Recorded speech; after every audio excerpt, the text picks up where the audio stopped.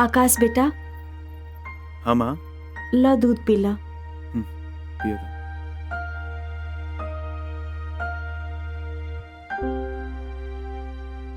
आकाश हाँ माँ। बेटा, तोसे एगो बात करे के बा। कहा ना।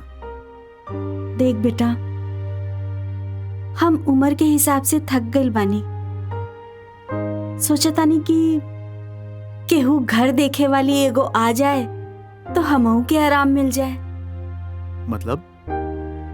मतलब का, तू बिहा कइला? हाँ। अरे माँ, अभी तो एग्रीकल्चर के ट्रेनिंग पूरा भइल बा। आकाश बेटा। अरे बड़की माई, तू अभी सब ठीक तो बानू?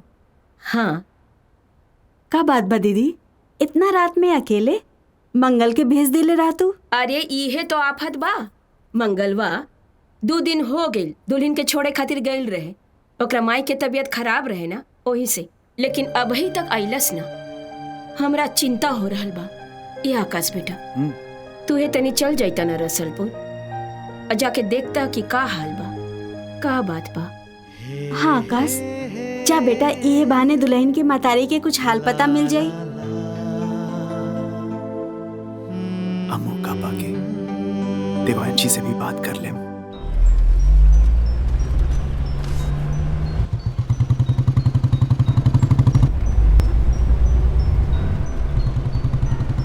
रुक। ऐ सरवा, ससुरा तक कशवा है। हमके मालूम रहला कि ससुरा देवांशी से मिले जरूर आई। और यही नाते तो हम 3 दिन तक रसलपुर रुकल रहनी। अब सही समय आइल बा गरम लोहा पे हथौड़ा मारे के। ए ड्राइवर, चला। रीमा बुलोलू हा? रुका देवांशी, ऐसन काहे करत बारू? देवांशी, आखिर हमरा से कौन गलती हो गई कि तू हमरा से इतना नफरत करे लगलू? भगवान के खातिर अब हमके और परेशान मत कर आकाश। हम पहले से ही बहुत परेशान बनी अपन जिंदगी से। देवांशी, बात के समझे के कोशिश करा। अरे खुद पर ना तो कम से कम आकाश पर तो तरस खा। अरे देखा, जितना पहले प्यार करत रहे तो से उतना आज भी करत आरन। देवांशी, हमरा के हमार प्यार भीख में देता। हम तरह से बहुत प्यार करेनी। हमार सीना के जख्म नासुर बन गइल बा आकाश। धर्म संकट ना तो हमें जिए देत बा और ना ही मरे देत बा। अब हम का करी? देवांशी, अब हम का करी? समय हर जख्म के भर देवेला। अगर इंसान जिए की कोशिश करे तब। अगर तू हमरा के एक काबिल समझा तो तू हमरा के अपन सहारा बना ला।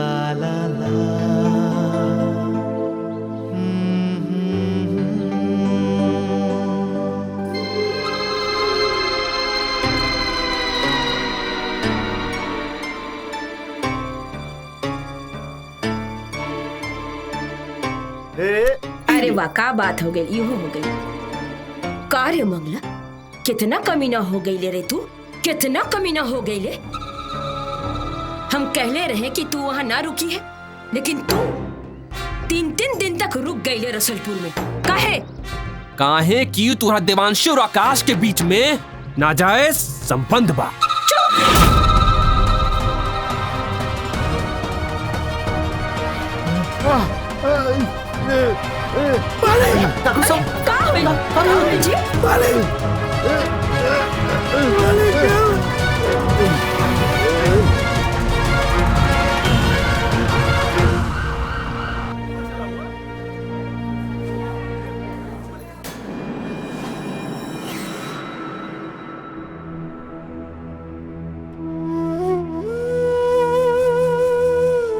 into 10/140.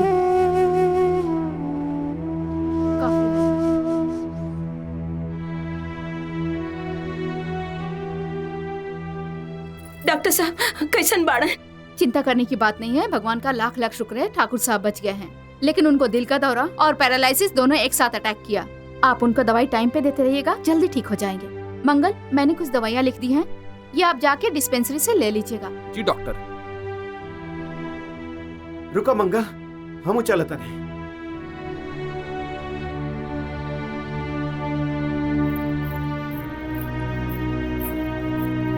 दीदी, जीजा जी के बस जरल घाव पर नून रगड़े खातिर। और तू बता रे कलमुहा, सपोला तो हर देवांशी से का रिश्ता बा? ई का कहता नहीं बड़की माई? उहे जे सब कोई कहता। तू जाना था रे ना कि देवांशी ई हवेली की बहू बाड़ी और तू ओकरा पीछे पड़ल बाड़े। अरे वो विधवा बेचारी के आंख के अभी तक आंसू भी ना सुखल और तू ओकरा इज्जत के पीछे पड़ल बाड़े। अरे ई हवेली के तोहरा ऊपर एहसान बा और तू ई हवेली की इज्जत उछाले पे लागल बाड़े। बड़की माई, भगवान के बाद अगर ये दुनिया में हम केहू के माने नहीं तो सिर्फ रउआ के माने। ये सच बात बा कि हमरा के जन्म ई माई देले पड़ी, लेकिन हमरा जिस्म के खून के एक एक कतरा के ऊपर राउर कर्ज बा। ये बात बिल्कुल सही बा कि हम आदेवांशी एक एक कॉलेज में रहनी सन। यो बात सही बा कि हमनी के एक दूसरा से प्यार कर रहनी सन, लेकिन हम ऐसा कोनो काम नहीं कइले चौना से शर्म से हमरा अपन मुंह छुपावे के पड़े। दीदी, हमरा आकाश पर विश्वास करा। चुप कलमुही, ई सपोला अस्तिन के सांप निकलल जकरा पर तू कहता रे विश्वास और दया करे खातिर। अरे वो दिन कितना मनहूस रहे जौन दिन तोहरा के हम सहेली सी बहन बनौली और तू दोनों मिलके हमार हवेली के मान मर्यादा के माटी में मिला देलू। अगर तोहरा पास तनी को लाज शरम बचल बना तो ई गांव छोड़ के चल जा और आज के बाद दोनों माई बेटा आपन कबो मुंह मत दिखाया ई गांव में। ठीक बा बड़की माई, अगर हमरा निर्दोष होके के ये सजा बा तो हम निसन आज ही गांव छोड़ के चल जाए। चलो माँ, चलो।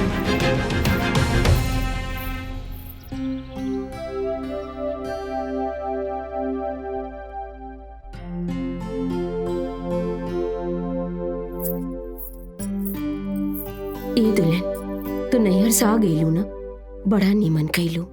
जाना तारू हम कितना परेशान रही, संजोग से आज ना नवमी बा। हम जाता नहीं मंदिर और माई से प्रार्थना करब कि हे माई हमार घर में कोनो ग्रहण लग गई, अब कम से कम जे बचल बा ओकरा माई सलामत रखस। ठीक बा, ठीक बा। अपन बाबूजी के ध्यान रखिया। जी ठीक है, आ रहल बानी।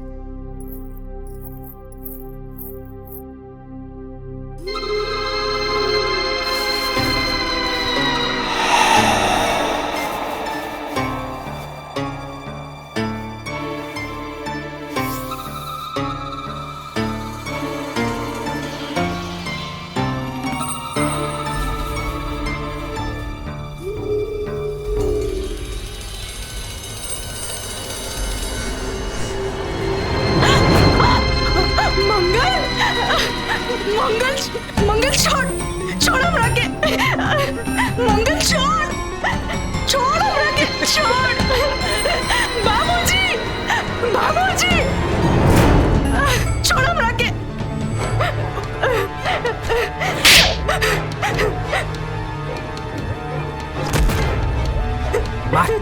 माना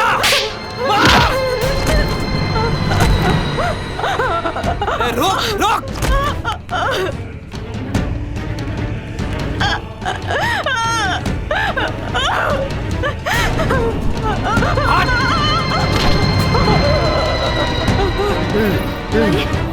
का भाई? अरे भाई जी, बचावा बहू।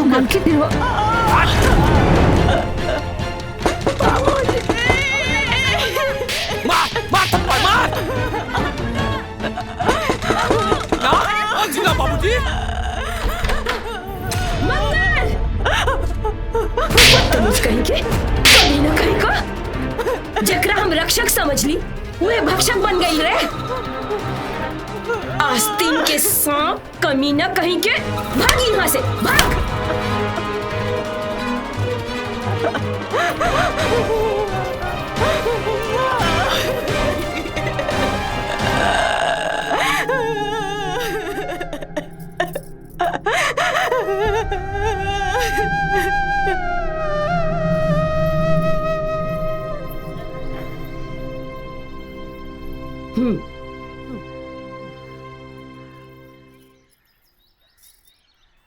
सुनिए ना जी, एको बात कही। बोला पार्वती। हम सोचत हई कि हमने के जिंदगी के का ठिकाना बा, कब तक हई कि ना हई, लेकिन जे दिन हमने के ना रहब वो दिन देवांशी के का होई। मंगल जैसन इस समाज में सैकड़ों दरिंदा बैठल बा जे औरत जात के ऊपर गिद्ध के जैसन नजर डाल के बैठल बा। एक खातिर हम सोचत रहनी कि देवांशी और आकाश के एक कर दिया जाए। और जाना तनी, आकाश अभी भी देवांशी के बहुत प्यार करेला जी। तुहार फैसला सही बा पार्वती। अरे हमनी सब देवांशी के घर में बहू बना के ले आइल रहनी और ओकरा के हमनी दोनों घर से बेटी बना के विदा कर दे, और यही हमार पाप के प्रायश्चित होगी। वंश के लालच में स्वार्थी हो गई रही रे पार्वती, स्वार्थी हो गई रही हम। करीम होने से रखा। हाँ। लाइन हैला। अरे तू लोगन कहाँ जाता है? बड़की माई, अब हमार बेगुनाही के सबूत यही में बा कि हमनी गांव छोड़ के चल जाए। हर वो आशीर्वाद से अब रो लड़का ये लायक हो गई कि अपना माई के दुनिया के कोनो कोना में ले जाए, अच्छा से रख सके। दीदी, भगवान के शायद इहे मंजूर बा। केहू के कहीं जाए के जरूरत नहीं खे। आकाश बेटा, हमार आंख के सामने से गलत फहमी के पर्दा हट गईल बा।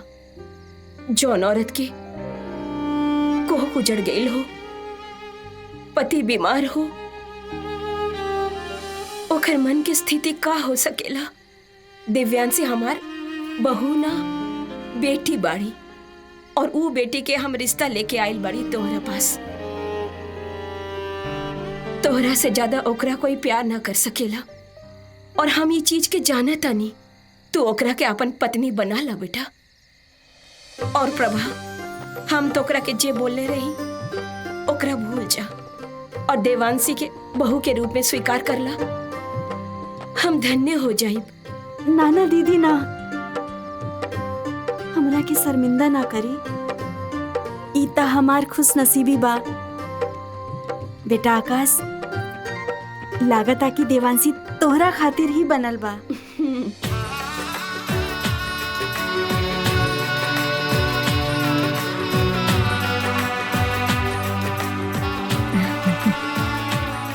ओम मंगलम भगवान विष्णु मंगलम गरुड़ध्वज मंगलम पुंडरीकाक्षाय मंगलाय तनोहरि। ओम सर्व मंगल मांगल्ये शिवे सर्वार्थ साधिके शरण्ये गौरी नमस्ते। पंडित, मंगल शादी ब्याह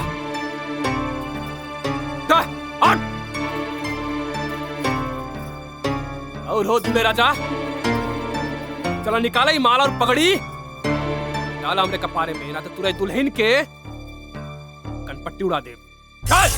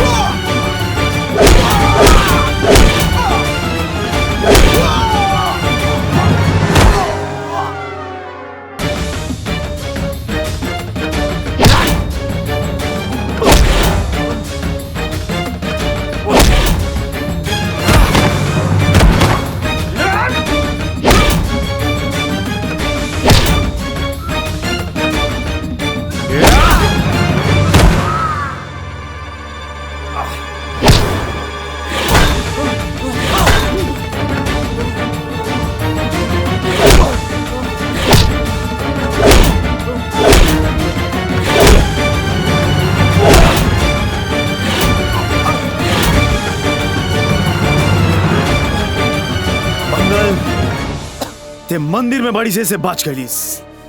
अगली बार अगर ते देवांशी के आसपास भी लौक ले तो तोरा के जिंदा ना छोड़े। हट!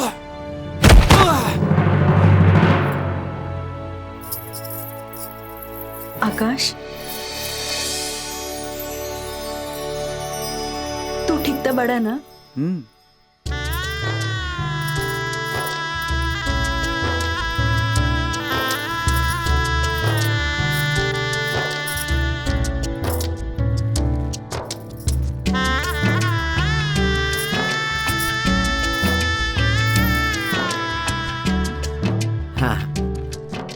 भगवान की कृपा से सब ठीक हो गया है ना? भगवान जे करेलन सब ठीके करेलन। अच्छा भाई ने, अच्छा भाई तोहार दीदी सुंदर लागत आनी। एकदम आराम से बैठे से। हाँ, खुश रहा खुश रहा। खुश रहा खुश रहा। खुश रहा खुश रहा। बेटा, हम तोहरा अपन पुतोह ना, बेटी समझ के हम आकाश के सुपुर्द कईनी है। और शायद यही हमार बेटा प्रकाश खातिर सच्ची श्रद्धांजलि होगी। जा, तोहनी दोनों खुश रहा, खुश रहिया बेटा।